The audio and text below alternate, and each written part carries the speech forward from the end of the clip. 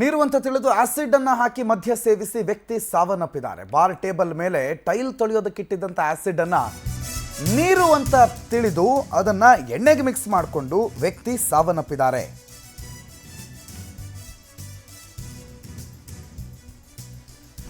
Tiles ತೊಳೆಯೋದಕ್ಕೆ ಅಂತೇಳಿ acid ಅನ್ನು ಇಟ್ಟಿದ್ರು. ಅದೇ ನೀರು ಅನ್ಕೊಂಡು ಎಣ್ಣೆಗೆ ಮಿಕ್ಸ್ ಮಾಡಿಕೊಂಡು ಕುಡಿದು ಚಿಕಿತ್ಸೆ ಫಲಕಾರಿಯಾಗದೆ ವ್ಯಕ್ತಿಯೋರ್ವ ಸಾವನ್ನಪ್ಪಿದ್ದಾರೆ. ವಿಜಯಪುರ ನಗರದ ALBS ಮಾರ್ಕೆಟ್ನಲ್ಲಿ ನಿನ್ನೆ ನಡೆದಿರುವ ಘಟನೆ ಇದು.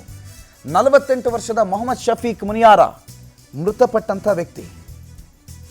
ಘಟನೆಯಲ್ಲಿ ಬಾರ್ ಮಾಲೀಕ ಮತ್ತು ಸಿಬ್ಬಂದಿ ನಿರ್ಲಕ್ಷ್ಯನೇ ಈ ಘಟನೆಗೆ ಕಾರಣ ಅಂತ ಹೇಳಲಾಗ್ತಿದೆ. ಜಿಲ್ಲಾಧಿಕಾರಿ ಕಚೇರಿ ಎದುರು ಶವ ಇಟ್ಟು ಪ್ರತಿಭಟನೆಯನ್ನು ಮಾಡಲಾಗ್ತಿದೆ. ಮನವೊಲಿಸಿದ ಬಳಿಕ ಆಮೇಲೆ ಅಂತ್ಯಕ್ರಿಯೆಗೆ ಅಂತ ತೆರಳಿದ್ರು. ಫೈನಲಿ ಇಲ್ಲ, ನೀವೇ ಕಾರಣ ನಮ್ಮ ಮನೆಯವರ ಸಾವಿಗೆ ಅಂಥೇಳಿ ಅವ್ರ ಪತ್ನಿ ಪ್ರತಿಭಟನೆ ಮಾಡ್ತಾ ಇದ್ರು. ಬಾರ್ ಮಾಲೀಕ, ಮ್ಯಾನೇಜರು, ವೇಟರ್ ವಿರುದ್ಧ ಸದ್ಯ ಈಗ ದೂರು ದಾಖಲಾಗಿದೆ. ಅಂತ್ಯ ಸಂಸ್ಕಾರ ತಗೊಂಡು ಹೋಗೋದಕ್ಕೆ ಕುಟುಂಬಸ್ಥರು ಮೃತದೇಹವನ್ನು ತಗೊಂಡು ಹೋಗಿದ್ದಾರೆ. ಆದರೆ ಆಸಿಡ್ ಸೇರಿಸ್ಕೊಂಡು ವ್ಯಕ್ತಿ ಸಾವನ್ನಪ್ಪಿರೋದು ಅದೇ ನೀರು ಅಂತ. ಪಾಪ ಅವ್ರಿಗೇನು ಗೊತ್ತು, ನೀರಾ ಬಾರಲ್ಲಿ ಏನು ಇಟ್ಟಿರ್ತಾರೆ, ಬಾಟ್ಲಲ್ಲಿ ಕೇಳಿದ್ರೆ ನೀರು ಇಟ್ಟಿರ್ತಾರೆ. ಯಾಕಂದರೆ ಎಣ್ಣೆ ಹೊಡೆಯೋಕ್ಕೆ ಬಂದವರು ನೀರು ಮಿಕ್ಸ್ ಮಾಡ್ಕೋತಾರೆ ಅಂತ.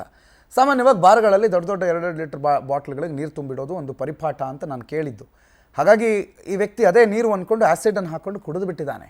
ಮತ್ತು ಎಣ್ಣೆ ಅಲ್ವಾ, ಅದರಲ್ಲಿ ನೀರು ಯಾವುದು, ಆ್ಯಸಿಡ್ ಯಾವುದು, ಆ ಎಣ್ಣೆ ಕುಡಿಯುವಂಥ ಆ ಸಂದರ್ಭದಲ್ಲಿ ಅದು ನೀರಾ ಆ್ಯಸಿಡ ಅಂತ ತಿಳಿಯುವ ಅಥವಾ ತಿಳಿದುಕೊಳ್ಳುವ ಕನಿಷ್ಠ ಸಹನೆ ಇಲ್ಲದೆ ವ್ಯಕ್ತಿ ಸಾವನ್ನಪ್ಪಿದ್ದಾರೆ.